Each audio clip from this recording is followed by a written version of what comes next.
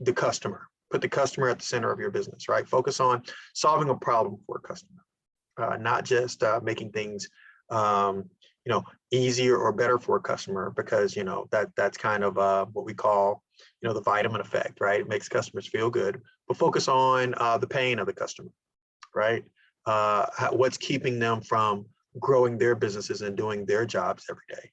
And if you focus on that and you put those problems at, the center of, your business and your services, then you'll definitely be successful, because now you're solving the pain.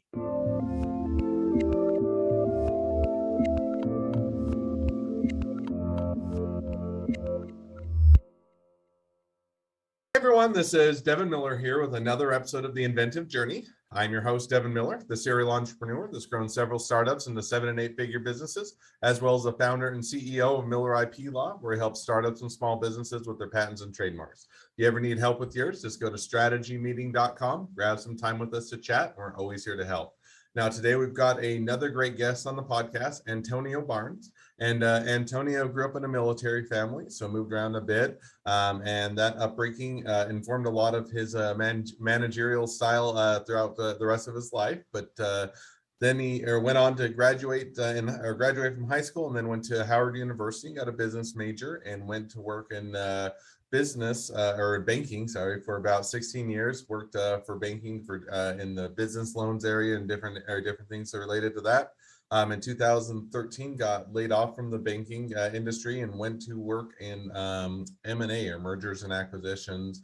Bought a logistics company, or bought the controlling interest in there. Worked on getting things turned around. Sold his interest in 2019, and then went into the business with a air freight business. That didn't quite work out. Went back to MIT, got his MBA. Looked into perishable goods related to business and logistics. Talked to a lot of truckers on the street. Looked at how to digitize a process and improve it, make it better, and started Frigit.io in 2020, and been doing that ever since. So with that much as introduction, welcome on the podcast, Antonio. Thank you. Thanks for having me. Absolutely. So I just gave the 30-second version of a much longer journey. So with that, tell us a little bit, or unpack that a bit. Tell us a little bit about how your journey got started growing up in a military family.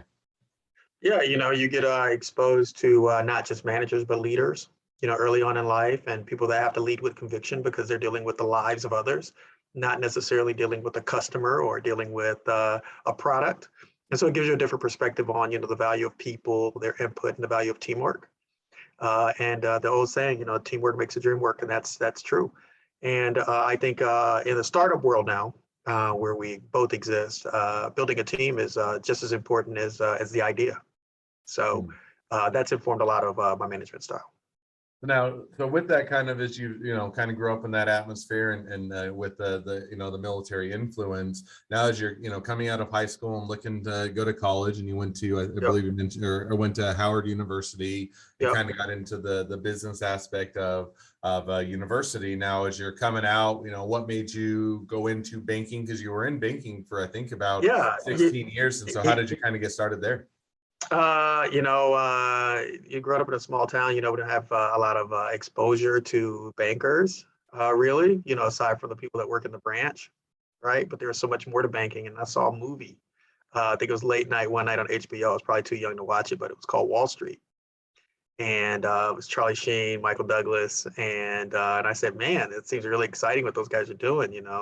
I think in the movie, Michael Douglas tries to buy like this, airline company that's like in trouble, and a couple of other companies where he kind of shows up, and says, hey, I want to buy this business. And so I wanted to be one of those guys, right? I wanted to be where the action was. And so, out of school, I went up to New York and worked on Wall Street for a while, and spent a 16-year career in banking. And the sector I banked was logistics. So that was kind of the segue into how I became an owner operator in the logistics space. But, I banked logistics for, 16 years. So I had a lot of exposure from the finance side, not necessarily from an operations, marketing, sales perspective, and definitely not from an HR perspective. So becoming an owner operator was definitely a leap of faith for me. Now, so you say, okay, I'm going to go into the banking system, watch Wall Street, and and I think there's now the Wall Street too, and I don't know which one's better. Oh yeah. Money never sleeps. That's right. And so you kind of get a picture, and that kind of or sets a perception. So you go into banking, and now when you're in the banking industry doing some of those things, working in there, was it with a single banking company? Was it multiple ones? Did you move around to stay in all, or kind of how did that part of the journey go? Yeah, bounced around a little bit, cut my tie at Merrill Lynch, and then went to actually started my own investment banking firm that I ran here in Atlanta for about 10 years. And then after the Great Recession, went back in-house and was head of strategic services, which included mergers and acquisitions advisory services for Certus Bank, which was a regional bank based in Greenville, South Carolina, but I was in the Atlanta office. So now you say, okay, so hey, so Great Recession hits, you have to, pivot and adjust a bit. So you were That's doing right. banking, and how, just to give an idea, how many different banks did you work for prior to the kind of the Great Recession? And how many, what was Yeah, that? just one. Okay. So Just now one. you, So in total, I work for 3 different financial entities in total. One of it being one that I started. Yeah. got it. So, so now as you're working, for others, and Great Recession hits, you switch over and you go over to, mergers and acquisitions a bit, and kind of, and do, or adjusting or pivoting into that area. And that was around, I think you mentioned 2013. I think Yep. the kind of the first, and correct me where I'm wrong, but one of the first forays into kind of getting more into the managerial, owning a business, running it, kind of fixing it, or making it work, was when you were working M&A or mergers and acquisitions. I mean, you bought a logistics company. Is that right? Yeah, I bought a 3PL. I banked 3PLs for years, right? And then I bought a 3PL. And they were kind of limping along. I emerged from bankruptcy, and it was an opportunity to get in and really get my hands dirty and get some real world operational experience, and not just act as an advisor to 3PLs, but actually become an owner operator myself. And so it was a learning experience. We didn't do everything perfect. We didn't do everything right, but we got enough right to make a go of it and to make a reasonable exit. So now, so one question you get in there. So were you at that point, were you on your own? You put in your own money and you took it over, controlling interest, and made it, or was it you were investing other people's money, or as a partnership, or you're working for someone else? Or kind of give us an idea when you're purchasing that first company, how, or where did that, or how did you get that started? Yeah, so I had one investor alongside myself, and he and I acquired a controlling interest. He financed part of the transaction for me, but I was the operating partner. And in fact, there were 3 of us that actually owned the company: the original owner, my investor, and myself. That's how I took down the transaction. No, that makes perfect sense. And so now you buy, buy that business, and, as opposed to, my guess is, TV, or, the movies and Wall Street and all that, it's not all that easy always to fix a company that does have No, problems. not at all. Not at all. Yeah. So, we had to kind of reposition the company, right? We had to, because I had a majority ownership in the business, I could get it certified as a minority business enterprise. And once we got the certification, I went back into some of the larger corporations here in the Atlanta metro area, companies like Home Depot and Coca-Cola and Newell Rubbermaid, and went back in and said, hey, we're open for business. These are our services. These are our qualifications. And, we'd like to do business with you. And to the extent that, they had procurement budgets and opportunities, we did more business and grew the company that way. Oh, that makes perfect sense. So now, how long, once you purchase a business and you go in and you start to fix those things and you start to identify how to improve it, how long did it take? And, or how long did it take? And were you able to be successful and turn the business around, or what happened with the business? Yeah. So, the business when I left was on sound footing. I would have liked to have done more. But what you quickly learn in the brick and mortar world is that requires a lot of capital. Right. And in the logistics space, it's a high capital expenditure type of business, right? You need trucks, you need forklifts, you need, warehouses. There's a huge investment. But we got the business repositioned and restructured and back on its feet and profitable. And so that was a good time for me to exit.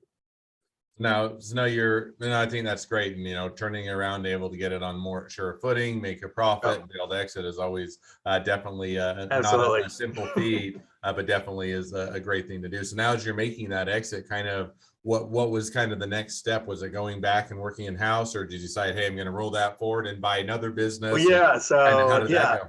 Right. So the next move I made, which wasn't as successful, is that I went into a joint venture partnership with an air freight company. I was based in Atlanta. They were based in California. They did a lot of government contract work, and so I had some experience in the space, and so they wanted to partner with me to go after uh, contracts to support the military, U.S. military. And after about a year and a half of me running the business on my own and not really being supported by my joint venture partner, we decided to shut the business down. It wasn't as successful as people liked, and I was the only one expending resources. So that wasn't a good partnership, right? And that happens, when you're going into a joint venture, you have to definitely not just be excited about your joint venture partner, particularly if it's a larger company, but make sure that they have the same level of commitment and dedication that you do. I think that that definitely makes perfect sense. And sometimes it's not always easy. You think you've got the right partner, and the right partner either maybe personalities don't work, people aren't putting in the same amount of time or money, or That's right. people go different directions. It's not even always a part. Sometimes it is a partner's part. Other times it's just, hey, it's part of the circumstance of it. Our partnerships don't always work out, or the business isn't always or as it seems. And so coming out of the partnership that didn't quite work out, or it wasn't as successful as the first venture, what was the next step, or kind of what did you do from there? Yeah. So at the end of that venture, I was already admitted to MIT for the executive MBA program. And so it gave me a lot of time to think about what I wanted to do next. And, the first day at MIT, they tell you to find a big problem to solve. And one of the biggest problems I saw in that business was resupplying the warfighter on the battlefield with fresh food, with healthy procurements. And what I realized is that just managing waste in perishable supply chains is a challenge in and of itself. And so I did some research, kind of high level research, and realized that there's $160 billion a year of food waste in the United States. 31% of that occurs in transit, right? Just stuff going bad on the back of the truck. And so I started to dig a little deeper, spent a lot of time talking to executives that ship perishable, whether it would be, a grocer, or an organic farmer, or, the seafood company.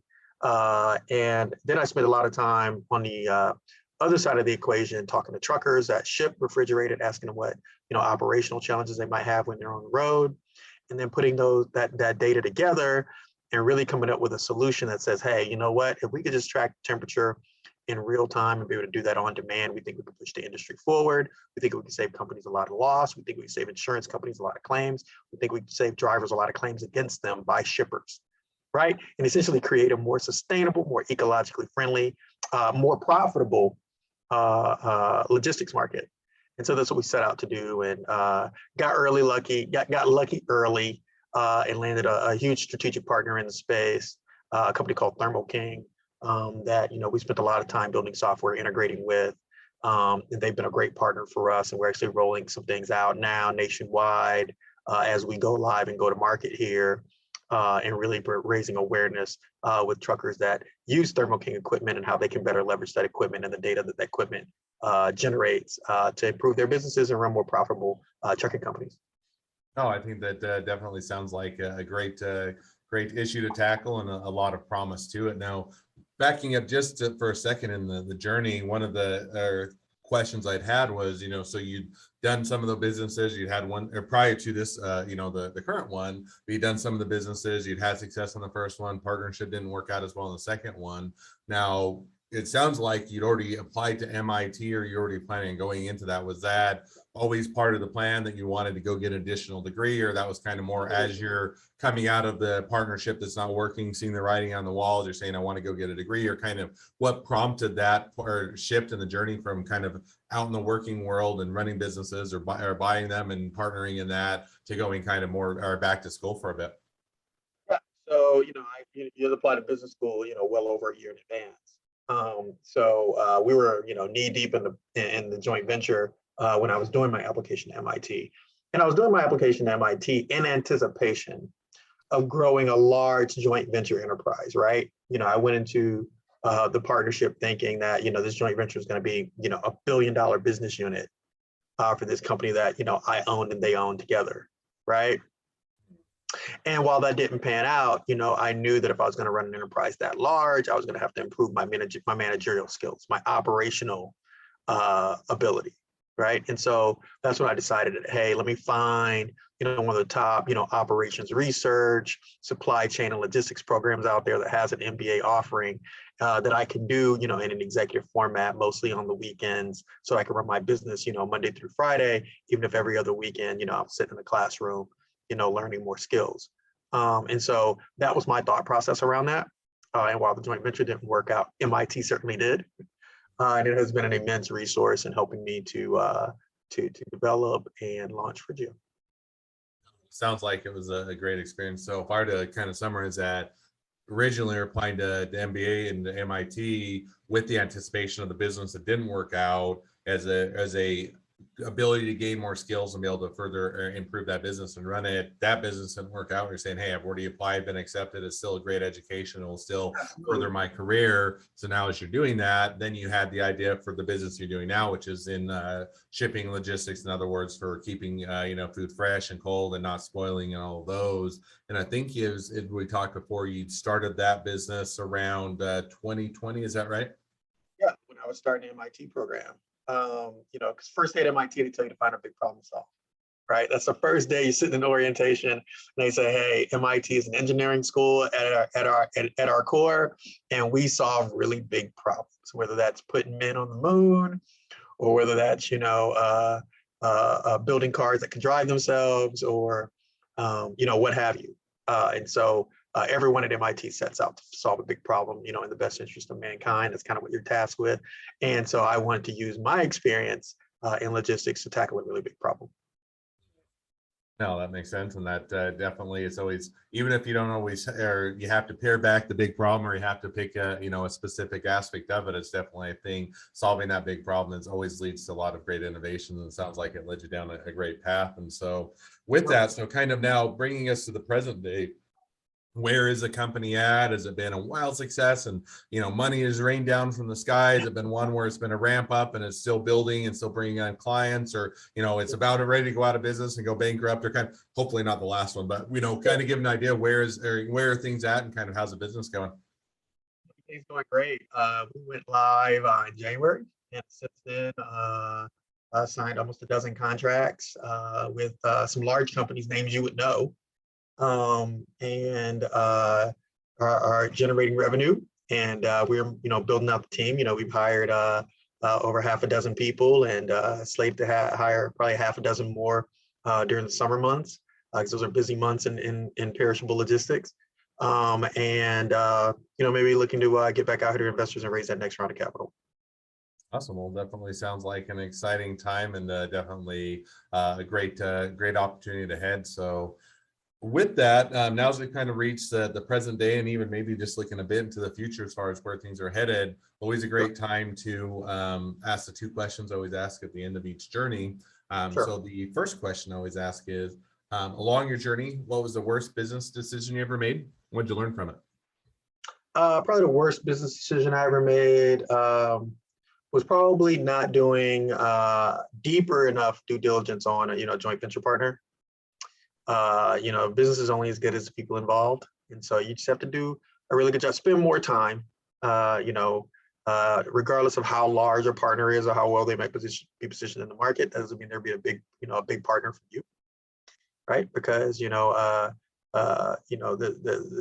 proof will be in the pudding, not necessarily in the contract. The contract is the beginning, not the end. So people need to keep that in mind. I'm sure as a lawyer, you can appreciate that. Contract is the beginning of the relationship, not the end of the relationship. And so that's what I would tell entrepreneurs. I think that's definitely a great piece of advice and a great takeaway. And definitely something to learn from. And I think that, doing that due diligence, and it's kind of hard. You get into whether it's a deal or a partnership or anything else. And a lot of times you're so excited about the opportunities, where it could go and what it could be. And, what are all the things and how you're going to get started and how you're going to fix it. That, you almost want to just feel like you want to skip over that due diligence. You just want to get in and start. Look, entrepreneurs are we're notorious optimists, right? We think everything's going to be great. We think everything's going to be, awesome. And, a lot of times that's true, but sometimes it's not. And we need to, manage risk to the downside. No, and I think so. And I think that, slowing it down and actually doing that due diligence can a lot of times avoid a lot of the issues that a lot of entrepreneurs head into just because you get excited and charge down the path a bit too quickly. So That's right. second question I always ask now is, if talking to somebody that's just getting into a startup or a small business, what'd be the one piece of advice you'd give them? Focus on, the customer. Put the customer at the center of your business, right? Focus on solving a problem for a customer, not just making things, easier or better for a customer, because, that's kind of what we call, the vitamin effect, right? It makes customers feel good, but focus on the pain of the customer, right? What's keeping them from growing their businesses and doing their jobs every day. And if you focus on that and you put those problems at, the center of, your business and your services, then you'll definitely be successful, because now you're solving the pain. Oh, and I think that definitely, and a lot of times you just say, oh, well, this is better, it's a little bit nicer, or prettier, or more efficient. Right. And yet you have to say, does that matter to the client? Are they willing to pay for it? Does it actually improve what they're doing? Or is it just something that they'll say, yeah, that's cool, that's nice, but we've already set up and we already like what we have. So I think that's definitely a great takeaway. Yep.